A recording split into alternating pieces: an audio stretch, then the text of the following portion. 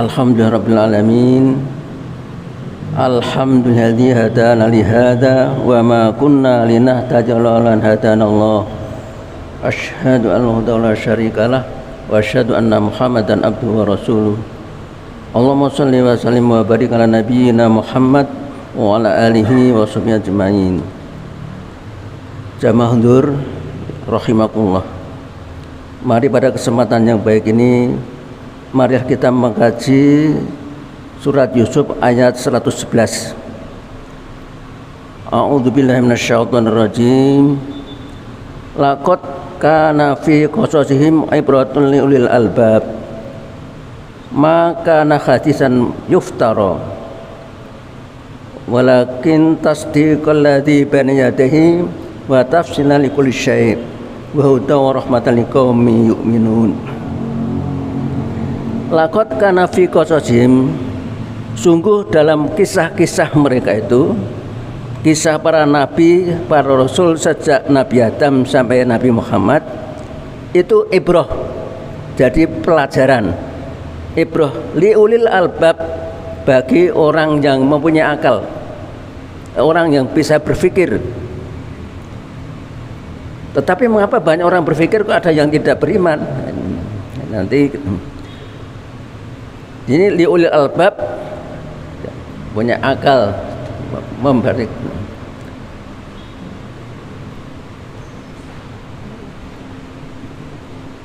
Dan di dalam Al-Quran itu fi qasasihim maka yuftar, tidak dibuat-buat, kejadiannya betul-betul ada. Sebagaimana doa kita waktu tahajud bahwa para nabi itu hak ada, pertemuan dengan Allah itu ada, terbukti. Walaupun para nabi, para rasul itu dapat ujian dan cacian, namun akhirnya ja'al haqq wa zaqal batil. Setelah datang kebenaran maka lenyaplah kebatilan. Ayat ini disebut ada ibrah. Ibrahnya apa? Siapapun yang menentang Rasul, dan Rasul selalu mengajak wa'budu ilallah wa la tusyriku bihi syai'a, hendaklah kamu menyembah Allah, tidak ada sekutu baginya dengan sesuatu apapun. Dan siapakah Tuhan itu? Maka di dalam Al-Quran tidak langsung disebutkan, sebagaimana Iqra bismillahil ladzi khalaq. Jadi Tuhan itu ada yang menciptakan, khalaqal insana min alaq, dan seterusnya. Nah, kemudian juga menjelaskan untuk tujuan hidup kita, memberikan petunjuk dan rahmat. Maka salah satu hal yang perlu kita perhatikan, karena para nabi sejak Nabi Adam, pertama, bagaimana kalau kita menghadapi kondisi pernah ditipu orang, pernah diganggu orang, kemudian kita terjebak dalam kekeliruan, maka Nabi memberikan tuntun, Rabbana dzalamna anfusana wa illam taghfir lana wa tarhamna lanakunanna minal khasirin. Rabbana dzalamna, ya Tuhan kami telah menganiaya diri sendiri. Wa illam taghfir lana wa tarhamna, jika Engkau tidak mengampuni kami dan mengasihi kami, lanakunanna minal khasirin, aku termasuk orang-orang yang rugi.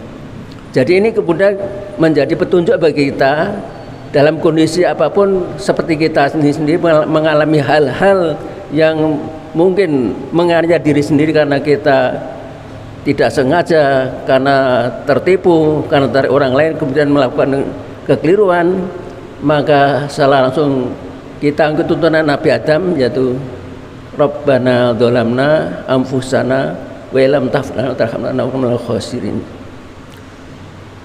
Bahkan juga dalam kondisi sakit yang sangat keras, yang lama tidak sembuh-sembuh, kita mengikuti Nabi Ayub. Wa anni masanu dzurru wa anta arhamur rahimin. Ya Allah, aku menderita sakit dan Engkaulah Maha Pengasih lagi penyayang.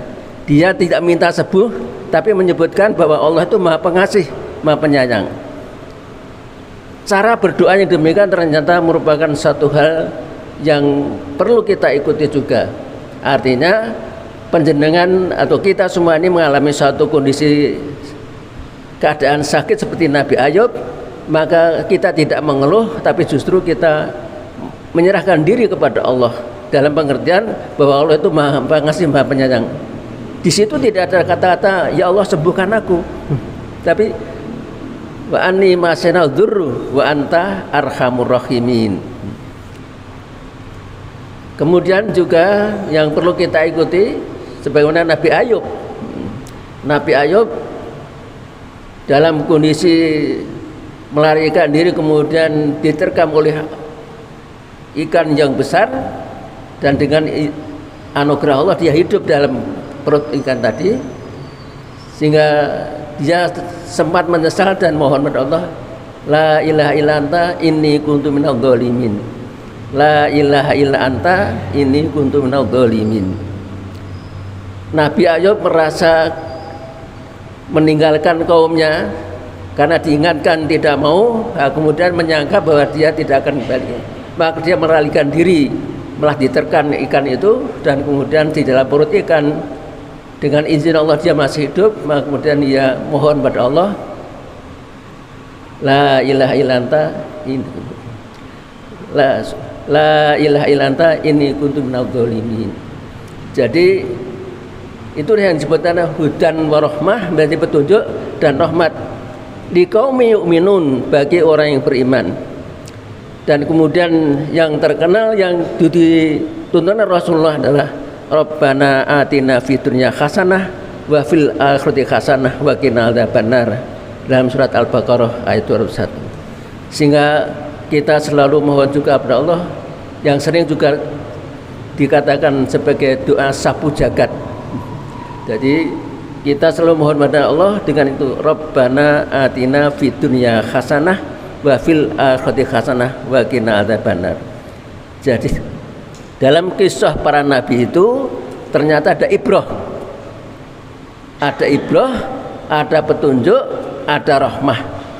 Oleh karena itu kita memperhatikan beberapa hal. Salah satunya adalah di dalam menghadapi situasi tertentu, dalam kondisi kita melakukan kesalahan karena terganggu, tergoda, maka ditunjukkan Rabbana dzalamna tadi.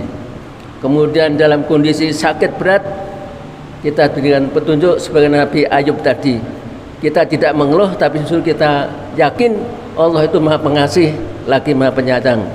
Dan dengan izin Allah menyentuh ucapan Allah Maha Pengasih Penyayang, maka Nabi Ayub mendapatkan kesembuhan. Kemudian juga Nabi Ayub, Nabi Yunus yang di dalam perut ikan, dan dia ternyata masih hidup.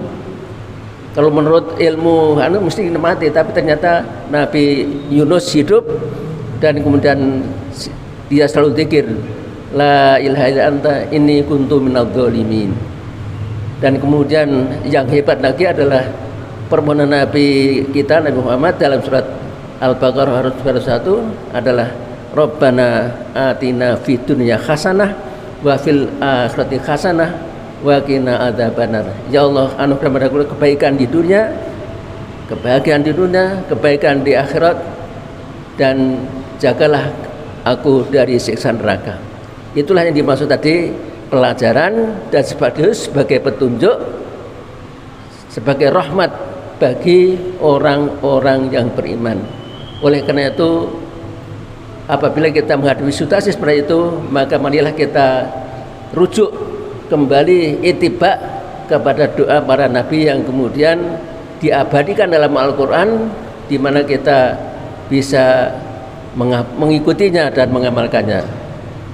Ibratan liulil albab, bagi orang-orang yang bisa menerapkannya. Akal itu apa? Al-aqlu qadin adil. Akal ialah hakim yang sangat adil. Jadi kalau kemudian menurut akal itu berarti arti dengan pertimbangan yang matang dan benar. Demikian dalam surat Yunus ayat 111 tadi ada ibrah, hudan, warahmah, dan kita bisa mempelajari kisah para nabi sejak Nabi Adam sampai Nabi Muhammad SAW. Ada pelajaran ibrah, petunjuk dan rahmat bagi kita. Semoga kita senantiasa dapat mengamalkan apa yang kita peroleh sesuai dengan kondisi kita masing-masing. Terima kasih atas perhatiannya. Assalamualaikum warahmatullahi wabarakatuh.